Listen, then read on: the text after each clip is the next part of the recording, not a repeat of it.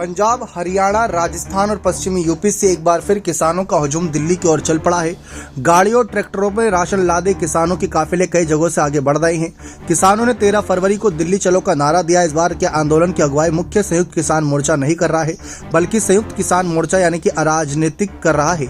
हालांकि दिल्ली की ओर बढ़ने की तैयारी कर रहे किसानों को रोकने के लिए हरियाणा पुलिस के साथ ही दिल्ली पुलिस ने भी व्यापक इंतजाम किए हैं। किसान आंदोलन को देखते हुए पूरी दिल्ली में 12 फरवरी से 12 मार्च तक धारा 144 लागू कर दी है। दिल्ली पुलिस कमिश्नर संजय अरोड़ा ने यह आदेश दिया है। संयुक्त किसान मोर्चा के 13 फरवरी को दिल्ली कूच की तैयारी को देखते हुए दिल्ली पुलिस ने किसानों को रोकने के लिए अंतिम रूप दे दिया है। इसके लिए सोनीपत दिल्ली की सीमा पर स्थित कुंडली सिंगू बॉर्डर पर संपर्क मार्ग को बंद कर दिया गया। सड़क पर लोहे के कंटेनर रखकर उनमें मिट्टी भरी जा रही है। साथ ही भारी संख्या में लोहे व पत्थर बैरिकेड लगा दिए गए हैं। अब दिल्ली में वाहनों का आना जाना सिर्फ फ्लाईओवर के ऊपर से हो रहा है। फ्लाईओवर के ऊपर भी खाली कंटेनर और पत्थर व लोहे के बैरिकेड और कंटीले तार रख दिए गए हैं।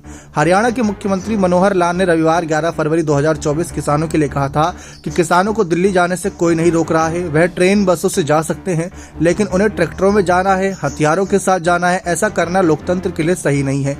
सीएम ने कहा कि अगर किसान ट्रैक्टर लेकर जाएंगे और हथियार आगे बांध कर जाएंगे तो कोई भी उन्हें जाने की इजाजत नहीं देगा। इस बीच भारत सरकार ने किसानों की मांगों को सुनने के लिए 3 सदस्यीय कमेटी बनाई है। इसके तीनों सदस्य केंद्रीय मंत्री हैं। सोमवार को चंडीगढ़ में केंद्रीय मंत्री अर्जुन मुंडा, केंद्रीय मंत्री पीयूष गोयल और केंद्रीय राज्य मंत्री नित्यानंद राय किसानों के साथ बातचीत कर रहे हैं। ये दूसरे दौर की बातचीत होगी। इससे पहले 8 फरवरी को भी किसानों और सरकारों के बीच बातचीत हुई थी।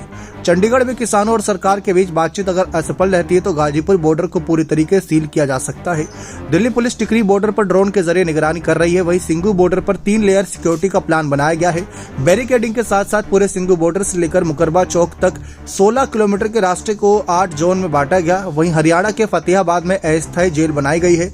इसके अलावा हरियाणा में वाटर कैनन और वज्र वाहनों को तैनात किए गए हैं। हरियाणा सरकार ने 11 से 13 फरवरी तक अंबाला, कुरुक्षेत्र, कैथल, जिंद, हिसार, फतेहाबाद और सिरसा समेत 7 जिलों में मोबाइल इंटरनेट सेवाएं बंद, कहीं न कहीं बल्क SMS निलंबित बंद कर दिए हैं। इस बार दिल्ली चलो का नारा लेकर कूच करे किसान संगठनों की भी नई मांग है।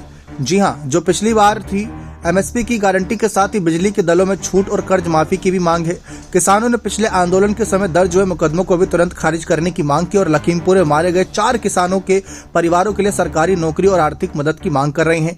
किसान स्वामीनाथन आयोग की सिफारिश को लागू करने की मांग कर रहे हैं, जिसमें लागत की तुलना MSP को 1.5 गुना करने की मांग है।